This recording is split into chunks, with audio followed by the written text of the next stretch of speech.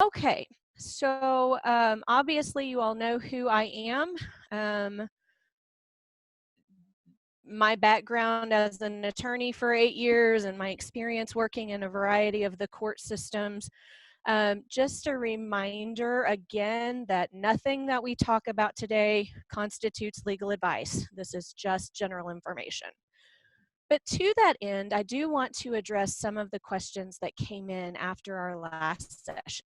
So I want to take a quick minute, try to get some answers to you all for that. One of the questions that we got was that if legal aid says they can't take a case, are there other places to find legal assistance for guardianship and adoption besides the Children's Division? Now, there are legitimate reasons why legal aid may not be able to take a case. Maybe they don't have available funding right now, or maybe they have a conflict. Maybe they've represented a party that's already in that case. But if legal aid is not able to make provisions for representation, I would suggest, hey, do you have any other resources? Can you point me to somebody else? Legal aid may themselves know of other resources that are available. If not, you may just have to drag out your phone book, drag out Google, and start calling all of the attorneys in your area. You're going to want to ask them if they either do pro bono, in other words, no cost legal representation, or you're going to want to talk to them about maybe accepting payment plans. If that attorney tells you no, ask them if they know any attorneys who work on those types of bases. So, you just sort of have to ask around if legal aid is not available to provide funding for legal counsel. One of the other questions that we got was how often should a parent be able to see their child? And like I said, we were going to do an entire presentation on this. And, honestly, a lot of these cases are extremely fact specific. And so it's really difficult for me to, without hearing all the facts, to really kind of give you some principles or some thoughts about that. But there are some overarching principles that you can think about. I think the first thing you have to question is who is making the decision. Number one, if it's the court, that's the end of the story. You do what they tell you to do. If you have a formal placement and there's a court order saying that a parent gets visits, you do it. Because if you fail to do it, it can impact your ability to remain the placement for that child. That doesn't mean you don't get to have any input, doesn't mean you don't get to make your voice heard, it just means you probably better follow that court order. But if the court is not making that decision, that means you probably are. And so the general principle where I would start is the premise that the studies tell us that generally speaking, kids benefit from contact with their parents, even if their parents are not necessarily behaving in an ideal way. But I would filter this kind of through three lenses. Number one, I'd look at, what's the quality of that existing parent-child relationship? If you have an older child who's had a relationship with this parent, they may not be super parent, but it would probably be harmful to cut that relationship off. A younger child who might not have as established a relationship may be a different scenario at that point. The other thing I would think about would be safety. What safety measures can we put in place to allow this contact to continue? So maybe the visits are supervised or they take place in a public setting, but safety is certainly a factor. And you want to view that through the lens of how do we implement safety so that the contact can continue? And then finally, and maybe most importantly, you have to contemplate what the emotional impact is of the visits on this child. And this is really one of the most difficult decisions that you have to make. We have to be careful here that we're not imposing our thoughts and feelings onto the kids. It's important to remember that kids can have genuine feelings of hurt. They can even be angry, but that doesn't mean that that parent-child relationship isn't salvageable. Sometimes that's healthy for kids to feel that anger and to feel that hurt and to be able to process through that with the parent. But the flip side of that coin is we also have to be alert to those signs and symptoms of anxiety that we talked about last week. And we've got to figure out when that continued relationship does more harm than good. Some anxiety is normal, some of it can be worked through, and some of it can't. So typically, if you have questions or if you're in doubt, get someone else involved who can help you evaluate this objectively. Go to a therapist and have this child see a therapist and talk with a therapist about that. Have some family therapy between the parent and child. Get somebody else who can help you evaluate that objectively. So just some general principles to think through about that. Number 3, how long do we have to have guardianship before you can get assistance? I'm assuming that we're probably talking about financial assistance or Medicaid insurance. Doesn't really say, but that's my assumption. The reality is that it's not about the length of time that you have the guardianship or the custody arrangement. It's really about what are that program's requirements. Medicaid, for example, is income based on the household income. You're either going to meet that requirement or you're not, regardless of whether you have legal guardianship. Determining whether you meet that eligibility. Now, we talked a little bit about subsidies through Children's Division that may impose additional benefits that continue even after guardianship's in place. So if you're involved in the juvenile court system and Children's Division, you may have some extra protection there, but if not, it's not really about the length of time that you have the legal custody. It's about whether or not you meet the underlying eligibility. So I hope that answers that question. If it doesn't, let me know and we'll address that more carefully too. Oh, I was checking the chat. There's just a couple notes from Val and Frida there. Okay. Question number 4, if she were to leave, would she be able to keep her niece? It's her biological niece, not his. I'm assuming that this is some sort of romantic relationship that's not maybe going to continue and that there's a child placed with these folks. And I'm having to assume a little bit here, but it depends on what kind of legal custody arrangement they have. For example, do aunt and uncle both have legal guardianship? Did both of them adopt? Or is it just the aunt because she's the biological relative? If both of them are serving as guardians, I think aunt could petition the probate court to have him removed and explain to the court, hey, we got this because we were both providing care and now we're not together anymore and he's not going to be doing any of that, so he doesn't need to remain a guardian. And I think that's probably the likely outcome. Adoption is a little bit different though. If it's a lot different actually. If he legally adopted that child, he's treated as a legal father. And so he'll have father's rights to that child regardless of how the biological connection was. So I hope that answers that question. Again, if not, and we need more specific information, make sure you get that information to the helpline and we'll try to clarify that more. And finally, just very quickly before we launch off into the deep, kind of the tough situation that some families find themselves in. Grandmother just lost her daughter who left 3 minor children. In the case of one of the minor children, joint custody was shared with the father. Does this mean that the father automatically has sole custody now? These are really tough cases, but the answer is probably yes. That's probably what that means. If dad has a custody order with mom and mom passes away, dad is the only legal custodian that's left because of that court order. So that means he would have the right to be the sole custodian. Now, grandmother could try to file for the guardianship, but she'd have to prove that dad is unfit, unwilling, or unable, and that's our requirement under the guardianship law. The alternative would be is even though dad has a custody order, if he's not pursuing the relationship with that child, if he has abandoned that child, even though he has the order, grandmother might be able to file for adoption and prevail. So again, a very fact-specific case, very difficult facts, but that custody order may be a problem for the family under that circumstance. All right, so let's launch off into the deep of our juvenile court 101 here. We want to start with the basics. Number 1, that juvenile court cases take precedence over any other type of case. So let's say, for example, you get a call from your child, your adult child, and they say, oh my gosh, mom, juvenile came in and they've taken my kids and I don't know what to do. Can you go get them? If juvenile court hasn't already called you about that and about being placement and those sorts of things, you can contact them. That's fine. But if you run to the lawyer the next day and that lawyer files for a guardianship for you and the court has already opened the juvenile case, your guardianship case can get filed, but it's going to sit and nothing's going to happen on your guardianship case until that juvenile case resolves. So it takes precedence over any other type of case that can get filed.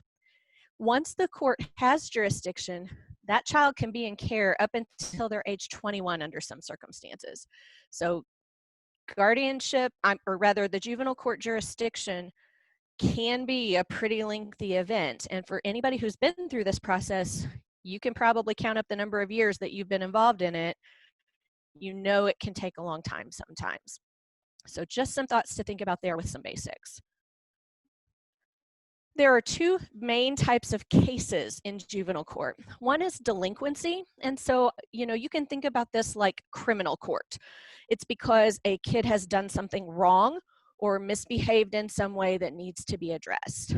The other type of case is abuse and neglect. And this is more our family law case, where we're dealing with placement and which relative might be more appropriate and what's best for the child as far as where they're going to live. This is probably where most of us are living, so this is where we're going to spend most of our time today, in this abuse and neglect realm. In juvenile court, timelines and milestones rule the day. They are very, very important. State law mandates that certain timelines are kept, and courts take that just very, very seriously. And so keep that in mind. You're going to be bound by some very particular timelines. Abuse and neglect cases are very heavily influenced by the family support team.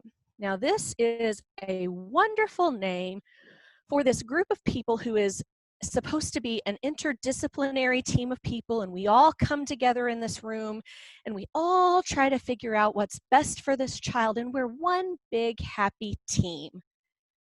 All right, I can't see a lot of your faces, but if I could, those of you who've been in family support team meetings are probably rolling your eyes pretty hard right now, because the reality is that the family support team doesn't feel much like a team very often. It is multidisciplinary. It can include a lot of people. It's going to include a juvenile officer, children's division personnel. It's going to include the child if the child is, age appropriate. It's going to include the guardian ad litem, and remember that is the attorney who advocates for what's in the child's best interest. Hopefully it'll include your parents. It'll include their attorneys if they have them. That team includes placement providers, and it can include other people, other service providers, therapists. It can include a variety of other people as well, including CASA advocates can also be part of that team. There are timelines that are strictly associated with the family support team as well. There are certain meetings that have to take place within certain timelines. And so the very first meeting that takes place has to be held within 72 hours of the child's removal. There has to be another meeting at 30 days, another meeting at 60, another at 90 days, and then they're usually every 6 months thereafter. Contact with the biological parent is ordered by the court most often. So in other words, it's usually the court saying what kind of contact parents and child have. But the family support team can have a great deal of input on that. And so that is a factor that is very frequently addressed by the family support team. I've included these slides just in case you find yourself living in the delinquency court realm. So I wanted you to have some information about that, but we're really not going to talk about that today since most of us are not really dealing much with that. So just when these slides are made available to you all, I think that if you want them sent to you by email, you can request them. That information will be there for you, but we're not going to spend our time talking about that today. Again, we're going to be talking mainly about where we live, which is these abuse and neglect cases. These cases come up mainly because not because the child has done something wrong, but because the parents are failing to do something or have done something wrong. So it's usually based on the conduct of the parents. Abuse and neglect cases require either an act of abuse, and it can be physical abuse, that requires some type of physical injury, even if it's minor. It can be based on sexual abuse, or it can be based on emotional abuse. Or it requires an act of neglect. So in other words, someone who is responsible for the care and custody and control of this child has failed to provide support, education, nutrition, or medical treatment for this child. When a child is removed, the very first thing that has to be figured out is, where is that placement going to be? How do we figure out where this child's going to lay their head at night? So there are some considerations that we have to look at. First is the non-offending parent. So there are times where a child comes into care through conduct of one parent who that child had been living with, but maybe the other parent had no idea any of those things were going on in the other parent's home. And so when they find out, hey, my kid has been pulled into care, oh my goodness, what do I do? They contact the children's division. Everybody puts their head together and checks out this parent and realizes, hey, they're the innocent party in all this. Guess what? That kid is going to that other parent. Doesn't matter if, there's another relative willing to take them in. Doesn't really matter. That non-offending parent, if they meet the statutory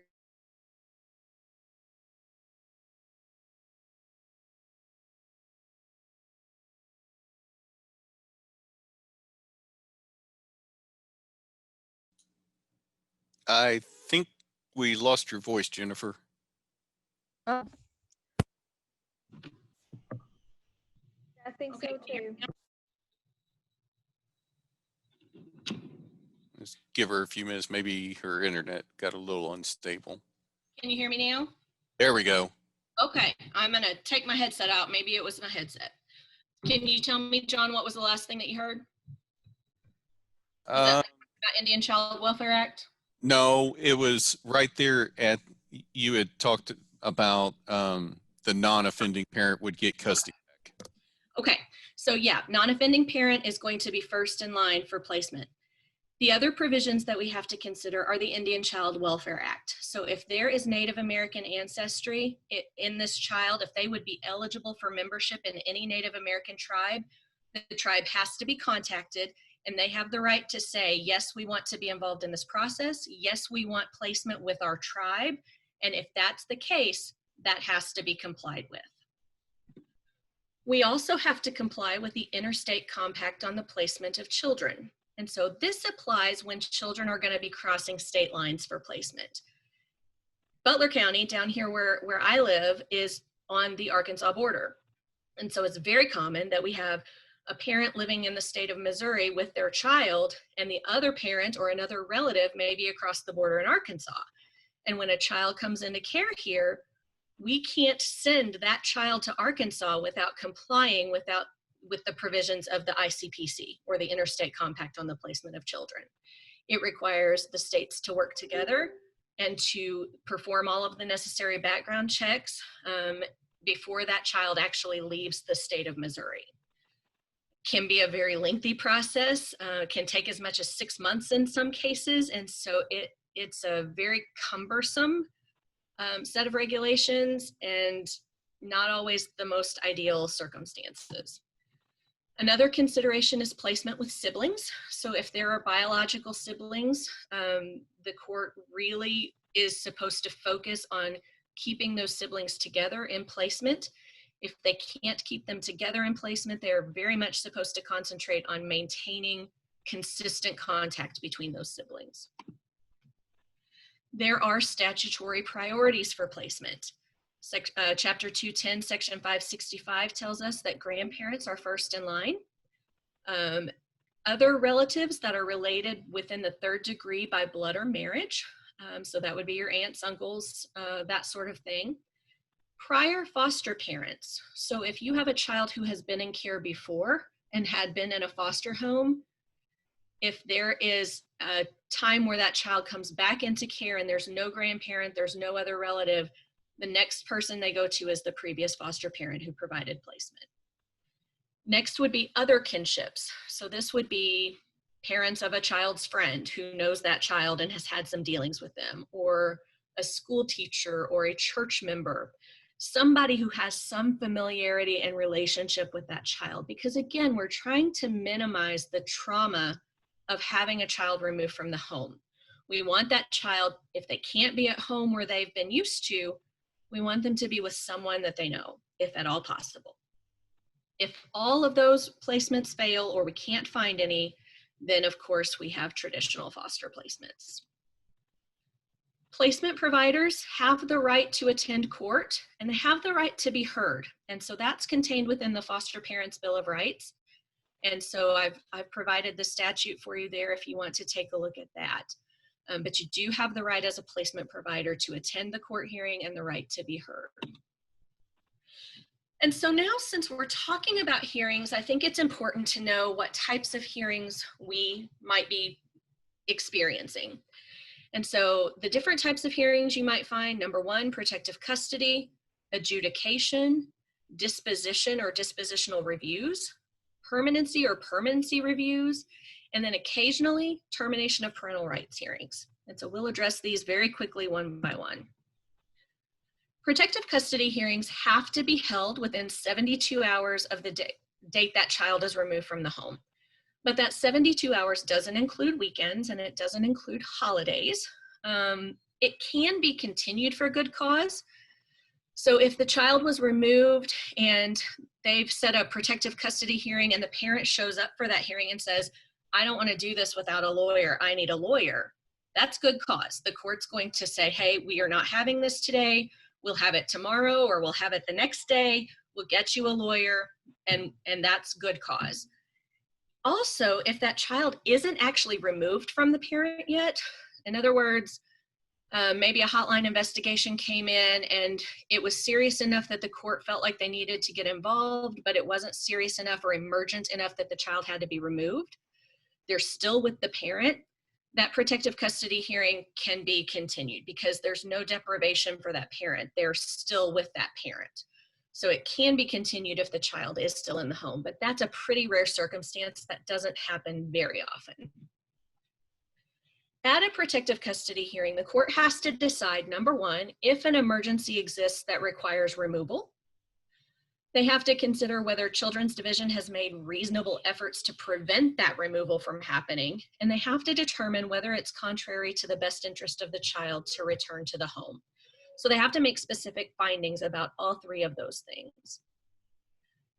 Significantly, the rules of evidence don't apply at a protective custody hearing. So basically, this means anything goes. If you've ever watched a legal television show, you've probably heard the term hearsay. And that just means that a witness who's testifying is reporting on things that they don't necessarily have personal knowledge of. So-and-so told me this happened, but I didn't really see it. At this phase of court's proceedings, that's allowable because they're trying to figure out the root of whether or not there was an emergency and whether or not that child needs to be removed from the home or needs to be continually out of the home. And so they give lots of leeway, and a whole lot of information can come in that wouldn't otherwise in most court cases. Now we're going to slip to the next phase of hearings. This is the adjudication. This is a hearing that has to take place within 30 days of the child being removed. Much like the other hearings, it can be continued for good cause, or it can be continued if the child's still remaining in the home with the parent. But typically speaking, the courts are very, very strict with the timelines for adjudication. They want to make sure that cases are not getting continued and continued and continued, which would result in us being 6 or 8 months down the road and the parents still not having had an opportunity to be heard and having been separated from their children all that time. So they're very particular about the timelines. At an adjudication hearing, the court has to determine if the allegations in the petition are true. And the standard of proof is clear and convincing evidence. And that's a more stringent standard than most court cases where the judge says it is more likely true than not. This is an even higher standard. If the allegations are not proven, the case gets dismissed, and so the juvenile case goes away. The judge may also refer that case back to Children's Division for some other type of intervention, like a family-centered services case, where workers come in and they work with your family in the home, keeping your child there. So if they're not proven to be true, the case is dismissed. You may also have a children's division case that stays open.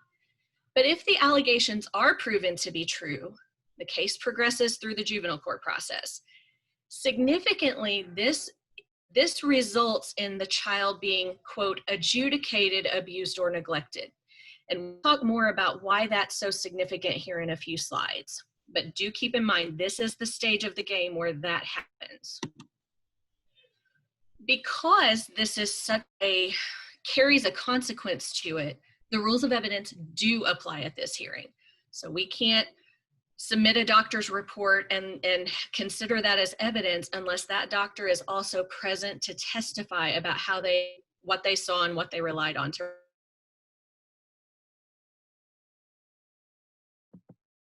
Jennifer, we lost you again, I think.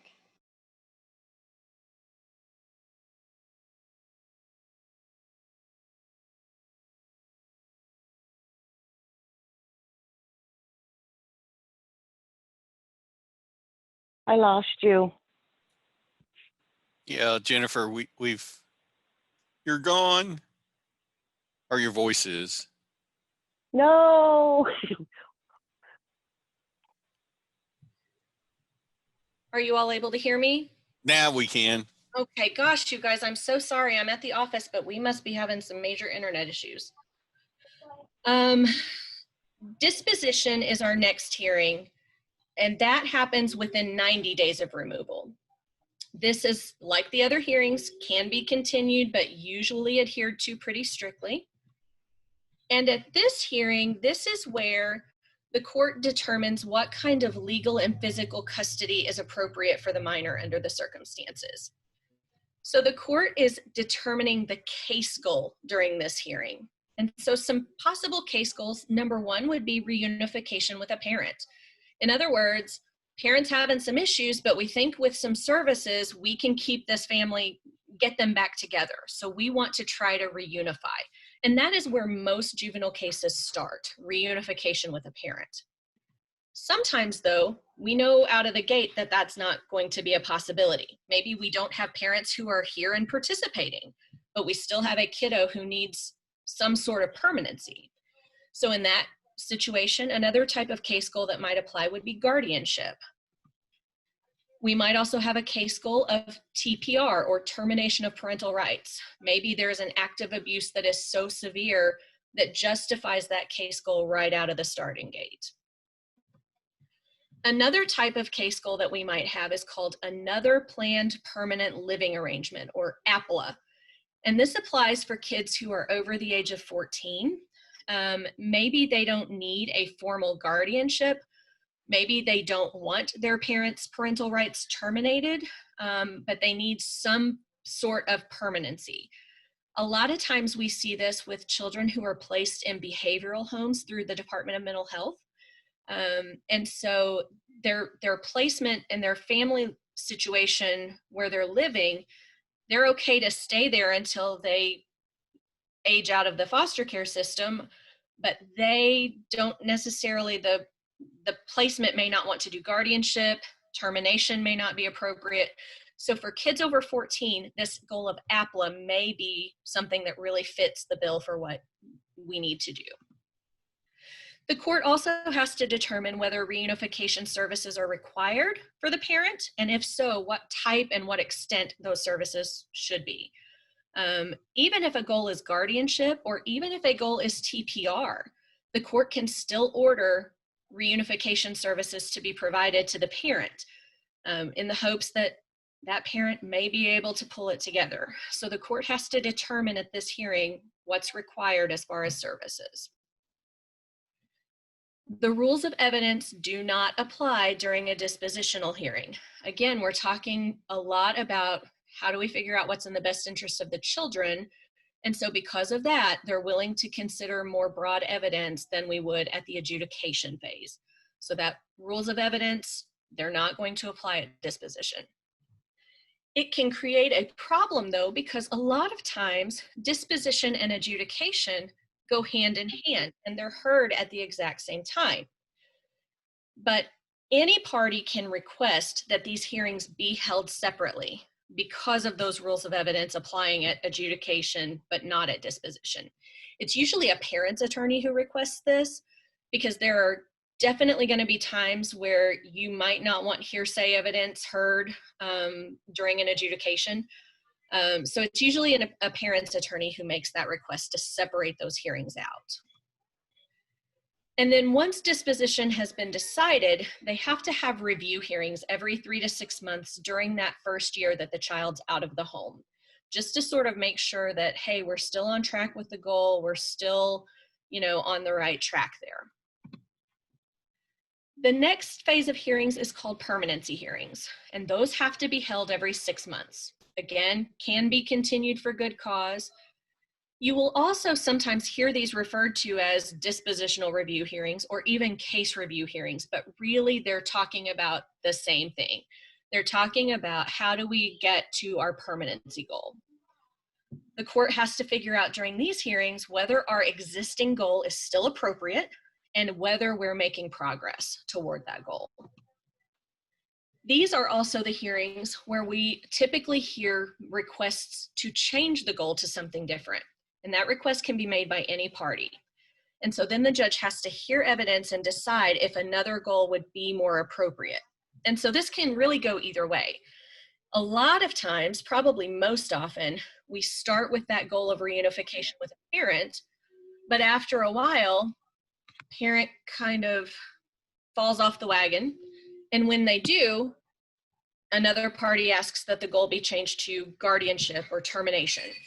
The flip side of that coin, though, is maybe they started with a goal of guardianship because parent wasn't involved.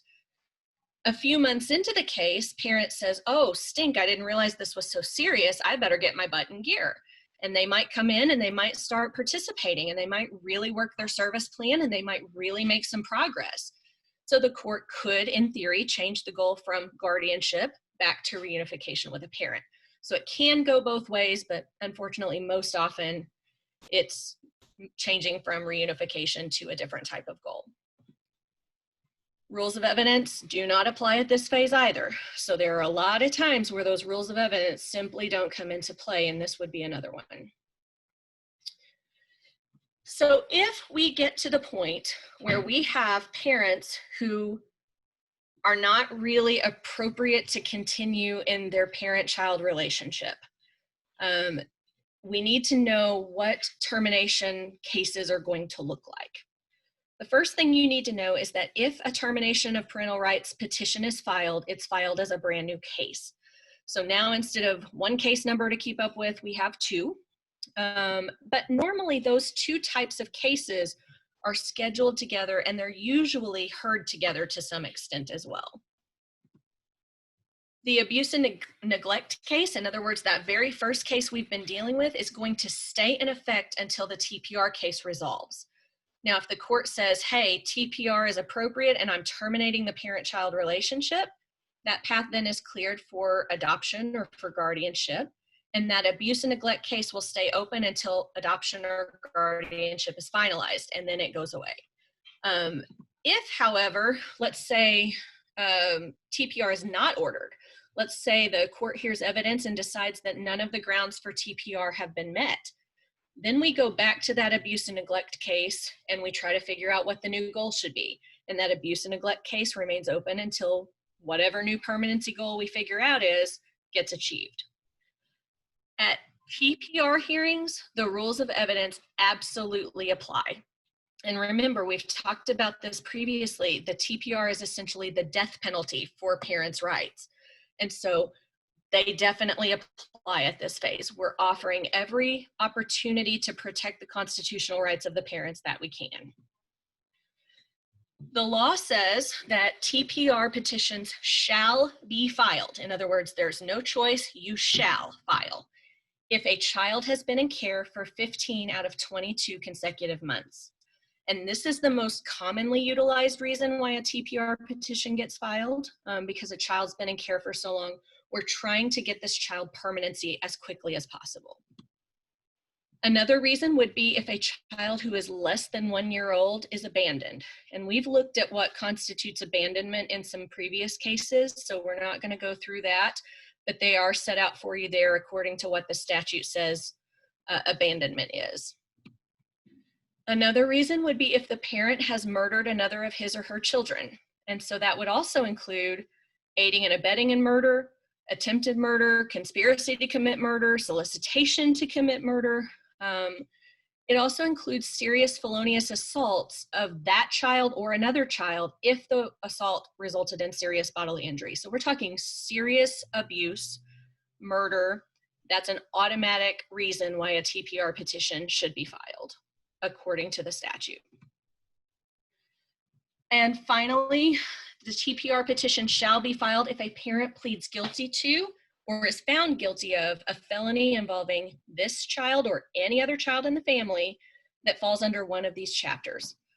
Chapter 566, which is our sexual offenses chapter, Chapter 573, which is pornography, and then there are specific portions of Chapter 568 that deal with incest or genital mutilation. And so if the parent pleads guilty or is found guilty of any of those offenses, it's an automatic filing of the TPR petition. Unless, there's always an unless, right? Again, we're erring on the side of trying to avoid that death penalty of parent rights. If a child's being cared for by a relative, the court can alleviate that requirement to file a TPR petition. They can say, hey, this child's with a relative. It's not as big a deal to push for quick permanency. We can give it more time. Another reason would be that a compelling reason exists why filing for TPR is not in the child's best interest. A good example of that would be parent hasn't really been participating much, but in the last 4 or 5 months, they've really started to pull it together. And so the court wants to give that parent some time to see if they can continue to do that. So they may find that a compelling reason and order that the TPR petition should not be filed yet. And finally, if the family has not been provided all of their appropriate services, that's sort of the precursor. We have to be able to prove that we've provided this family any resource that is available to them reasonably to try to reunify the family. And if the court finds that hasn't been done, TPR should not be filed yet.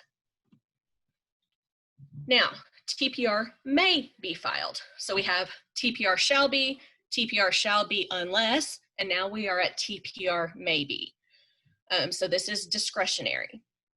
If a child who is more than 1 year old is abandoned, TPR can be filed, the petition can be filed. And again, we've set out the requirements of what constitutes abandonment there for you. If the child has been abused or neglected, the TPR petition can be filed. But the court has to make specific findings about the parent's mental condition. So they have to decide whether a parent has a permanent mental condition and that there is no reasonable likelihood that the condition can be reversed and that mental condition renders the parent unable to provide the care for the child. Similarly, chemical dependency of a parent has to be addressed. Whether the court has a chemical dependency issue that prevents them from consistently providing the care and whether it can be treated or not that would enable them to provide the care. The court can accept a filing for TPR if there are, or rather they have to consider whether there have been severe acts or recurrent acts of abuse, physical, sexual, or emotional, all count. The acts of abuse have to be toward this child or any other child in the family, and the acts have to be done by the parent or by someone else if the parent knew or should have known that it was happening. And so there's a lot to consider under that factor usually as well. They have to consider whether there's been repeated or continuous failure to provide adequate food, clothing, shelter, and other care for the child. Another reason why a TPR may be filed is if the child has been in the juvenile court jurisdiction for 1 year and the conditions that brought the child into care still persist. So in other words, there's little likelihood that those conditions can be remedied, or the court can also base this on a finding that continuing this parent-child relationship will diminish this child's prospects to be integrated into a stable home later. So they have a couple of options there, but the court has to make specific findings about what the service plan looks like, what services were offered to this family, and how did the parties comply with those services. They have to evaluate the efforts of juvenile office, children's division, and any other agencies that provided aid to the family. And they have to make specific findings about the parent's mental condition, if applicable, and the chemical dependency, if applicable. Another reason TPR might be filed is if the child was conceived as a result of first-degree rape or forcible rape. This requires clear, cogent, and convincing evidence of the crime, and it requires that termination is in the best interest of the child. Interestingly, the court can still order the biological father to provide financial support even if all of the other rights are terminated. Now, the mother can say, I don't want that. You know, if she has been forcibly raped or they're a victim of first-degree rape, she can simply say to the court, I don't want anything to do with it. I don't even want the money. And that choice cannot be used against mother if she applies for public assistance. And so that's a really significant thing that is specific to this statute. Another ground would be that the parents are unfit, and there are presumptions of unfitness that may apply. And I know we're getting close on time, so I'm gonna try to breeze through these. One of the presumptions that may apply is if the parent has had their rights to another child involuntarily terminated within 3 years. So if there's a sibling to this child in our action right now, and the parent's rights were involuntarily terminated on that other child within the past 3 years, it presumes that that parent is unfit. Another presumption might be that a birth mother who has had another child adjudicated, abused, and neglected. Now remember, when we talked about our adjudication hearing, the result is if those allegations are found true, the child is adjudicated, abused, and neglected. So let's say birth mother has another child who had been adjudicated, abused, and neglected, and now she has had our child, the child that we're involved with. Within 8 hours of the child's birth, if mother has a blood alcohol content greater than 0.08, if mother tests positive for any type of drugs, except for those that are administered to her as medical treatment. So if those things are true, it creates a presumption of unfitness, that mom is unfit.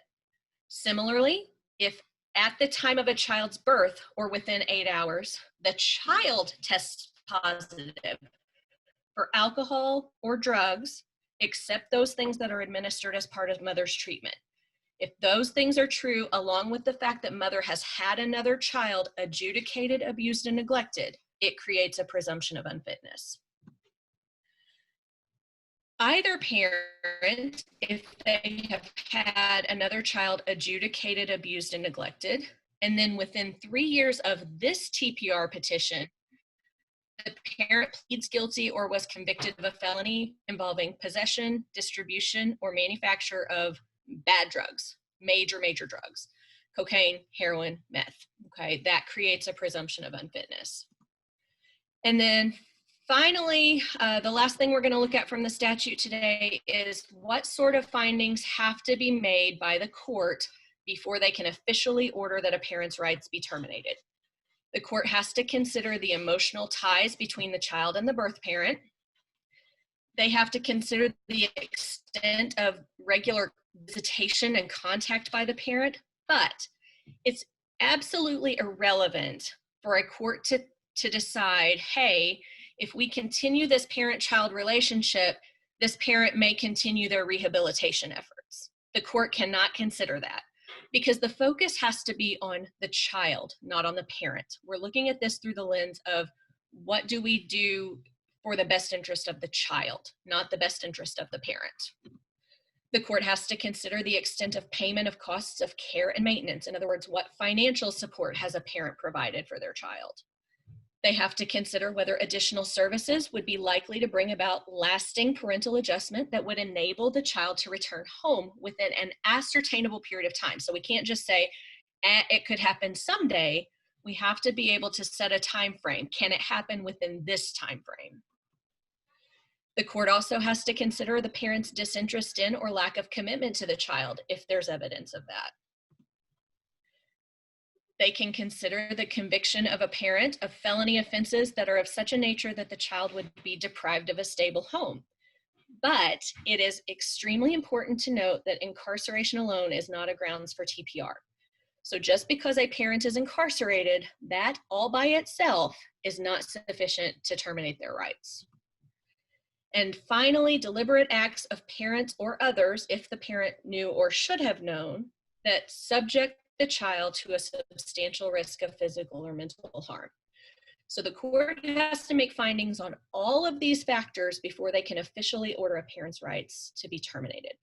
And I know that that is super dense information, and that's why I'm glad that they're making these slides available to you all so that you can have that at your fingertips later. But what we're going to do next is really quickly test your knowledge. Let's make sure that we have a clear understanding of some of the things that we've talked about today. We have a 13-year-old child whose case goal is reunification with a parent. But over the period of 1 year, mother has had absolutely no contact with the minor child. Father had regular weekly visits, but father doesn't have a stable home. Father doesn't have a source of income. And father has a severe mental health issue for which he's receiving treatment. The family support team wants to request a goal change at the next hearing. Which of the following goals could be appropriate? So option A would be another planned permanent living arrangement, or what we call APLA. Option B is guardianship. Option C would be TPR and adoption. And I'm going to warn you, I'm a little bit tricky on this one, okay? So you have to pay close attention.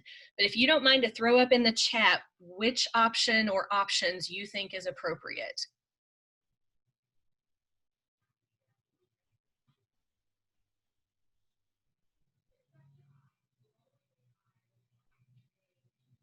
Are y'all able to hear me still? Okay, I'm seeing some options now, okay. Okay. Give it just another second or two.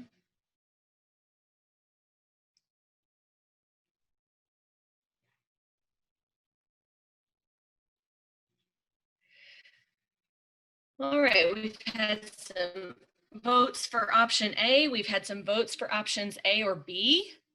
A vote for guardianship, a couple votes for guardianship now.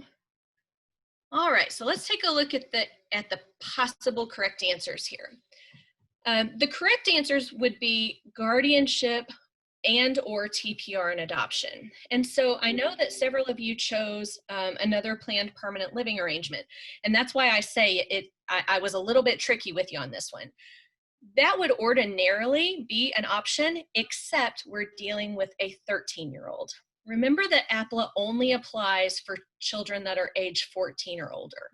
And so APLA would not apply yet for this child, but if another year goes by, it might be appropriate then. But in the interim, since they are not yet 14, guardianship could be appropriate depending on the circumstances. TPR or adoption might be appropriate depending on the circumstances. And there are a lot of facts in this fact pattern that could cause a judge to go either way on that. And that's really what I wanted to point out with this question, is that these cases are so very fact specific. And ultimately it is the judge who has the burden to determine what is in a child's best interest as far as their permanency goal. And so both of those two options might be appropriate, and it will be up to the judge to determine which is most appropriate based on this child's facts.